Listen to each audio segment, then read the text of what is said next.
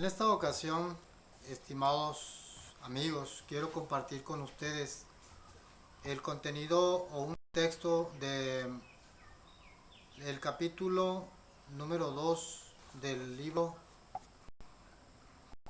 Fe y Obras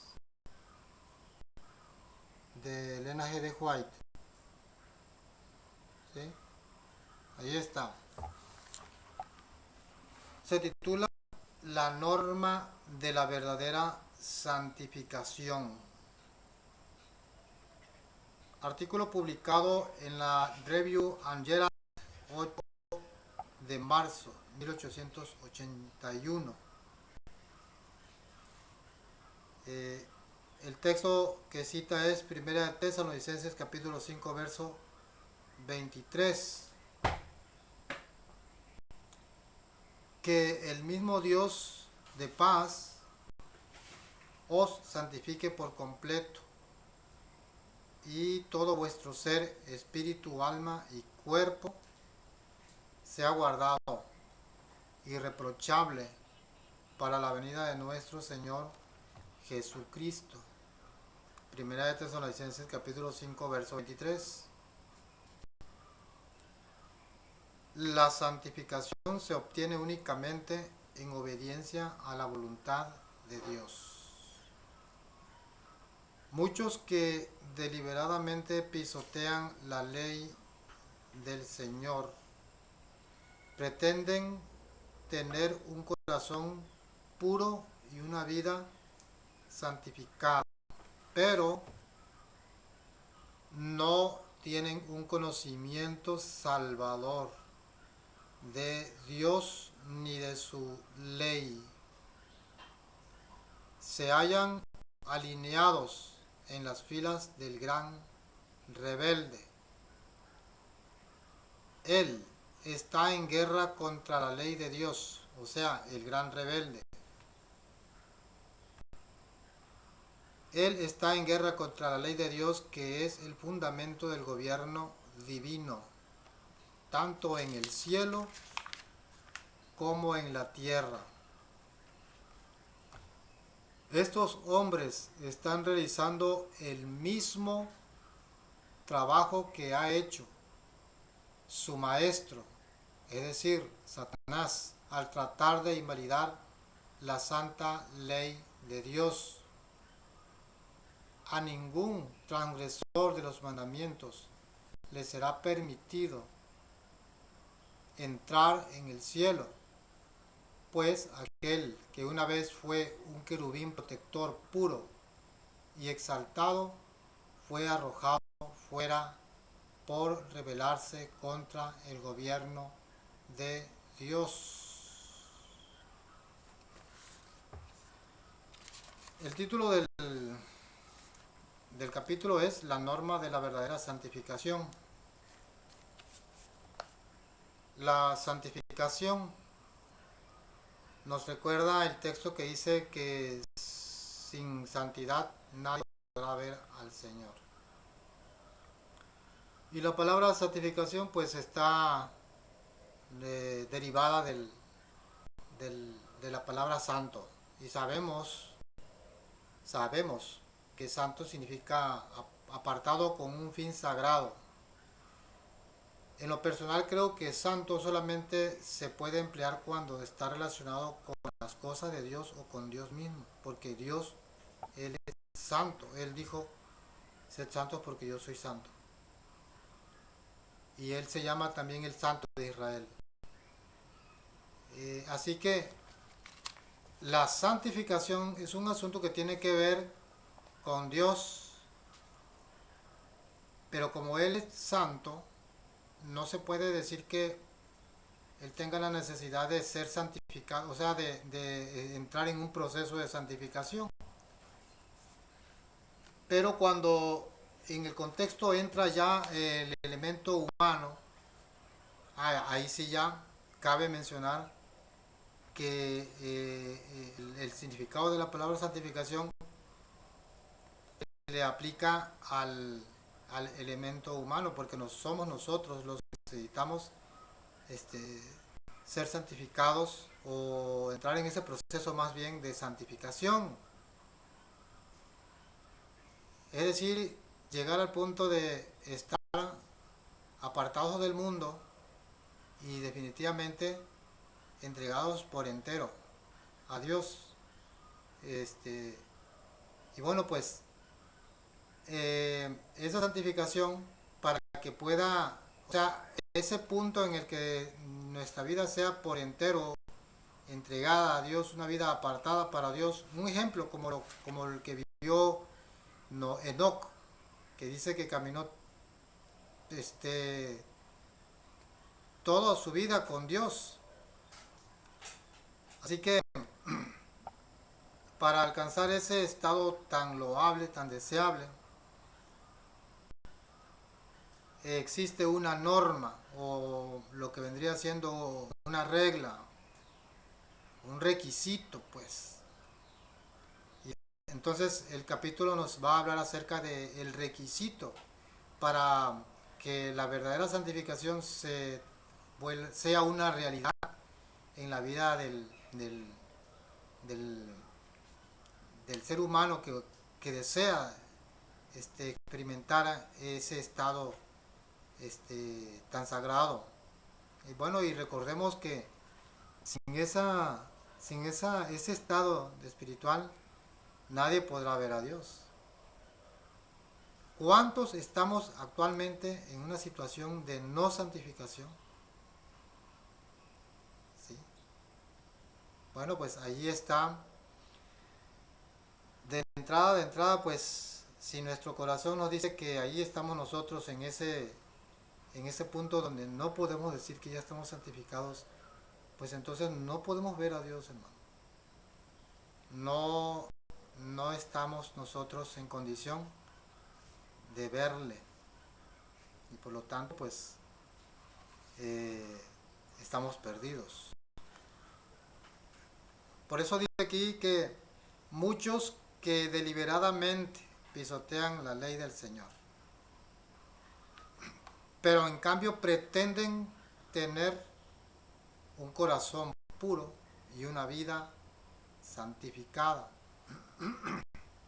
¿Ok? Bueno, en primer lugar dice que la santificación se obtiene únicamente en obediencia a la voluntad de Dios.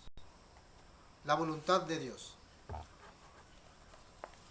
Bueno, la voluntad de Dios la podemos conocer en toda la Biblia, pero en concreto Dios dio 10 palabras o 10 mandamientos que expresan su voluntad de una manera resumida. Jesús fue el que dijo, ¿verdad?, que de estos dos mandamientos depende toda la ley y los profetas. Bueno, el amor al prójimo, el amor a Dios y el amor al prójimo. Dice de estos dos mandamientos pende toda la ley. Es una síntesis, pero la ley misma es un resumen de la voluntad de Dios. Claro, sin duda alguna, en términos finales, esta ley es una ley de amor que solamente se puede cumplir cuando en nosotros existe ese amor. Porque la ley es espiritual y el amor es espiritual. Recordemos que la adoración a Dios es en espíritu, todo es en espíritu, pero se manifiesta a través del cuerpo. Esa adoración va a encontrar expresión a través de nuestro cuerpo, porque a través de nuestro cuerpo es que hacemos las cosas, obramos. Todo está relacionado, aunque la santificación, la manera de expresar la voluntad de Dios en nuestras vidas miren ustedes, tiene un origen espiritual, pero se manifiesta en términos de acciones. Qué interesante. Muchos que deliberadamente pisotean la ley del Señor pretenden tener un corazón puro y una vida santificada. Acabamos de mencionar que la santificación se obtiene únicamente en obediencia a la voluntad de Dios. A muchos que pretenden muchos pretenden, o sea, muchos que deliberadamente pisotean la ley del Señor, aun sin embargo pretenden tener un corazón puro y una vida santificada. Bueno, en primer lugar está el tipo de cristiano, vamos a mencionarlo así.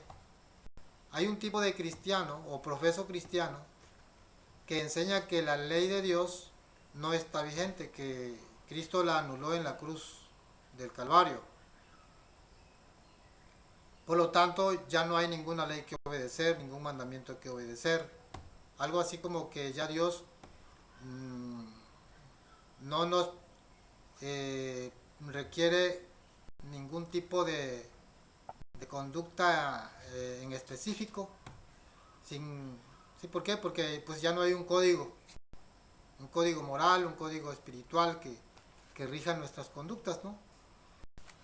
Esos creyentes o esos profesos cristianos, inclusive hay denominaciones enteras que creen que la ley fue, la ley de los 10 mandamientos específicamente fue abrogada, fue anulada, ¿sí? Que inclusive mencionan que el fin de la ley es Cristo, o sea, dan a entender que Cristo le puso fin a la ley, ¿no? Por lo tanto, ellos pisotean esa ley, o sea, para ellos que no están pisoteando ninguna ley porque pues ya no hay, ya fue anulada según ellos, pero eh, aquí estamos también entre líneas diciendo que la creencia de que la ley perdió vigencia es errónea, es un error, es un mito. Es decir, la ley sigue vigente y ese es otro tema que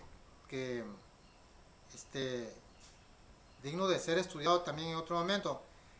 Y fíjense ustedes, si la ley no existe, entonces ¿cómo es que se logra la santificación? También notemos eso, ¿no? Sí, porque la santificación es un apartamiento, una entrega completa a Dios. Y bueno, ¿cómo es que vamos a saber que estamos viviendo una vida de apartamiento para Dios? Pues debe existir un código, debe existir un marco de referencia y entonces pues esa es la ley de Dios. Así que muchas personas deliberadamente pisotean la ley del Señor con el argumento de que pues ya no está vigente y pretenden tener un corazón puro, ¿sí? Y una vida santificada, ¿sí? Un corazón puro.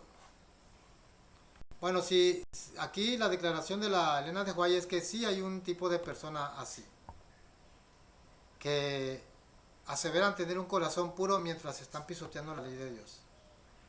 ¿Cuántos estamos en esa situación? En primer lugar, ¿cuán familiarizados estamos con la ley de Dios? ¿Cuán convencidos estamos de que es necesario amoldar nuestra conducta, nuestras vidas, nuestro carácter y nuestro temperamento a esa ley? ¿Cuán interesados estamos realmente en eso? ¿Sí? A lo mejor nosotros somos uno de esos que profesamos tener un corazón puro y una vida santificada mientras estamos pisoteando la ley de Dios, aunque sea en un solo punto, porque Santiago es el que dice, ¿verdad? El que guardara toda la ley mas ofendiera en un punto es hecho culpable de todos.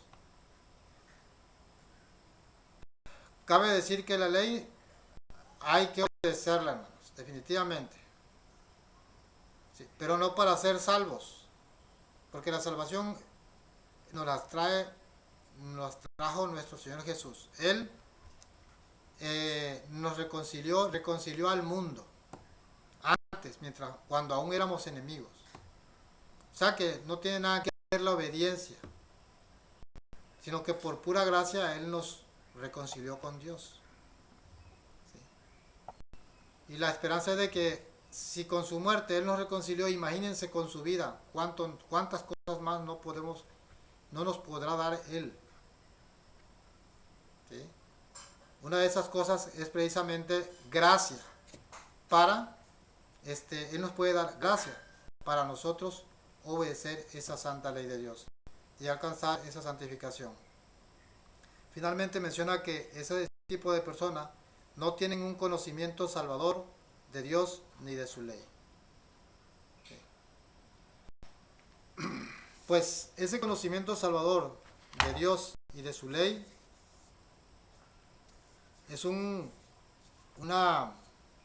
tema que debiera de ocupar nuestras mentes. Y hermanos, yo creo que hacemos bien con estar preocupados. La escritura nos recomienda que procuremos nuestra salvación con temor y temblor.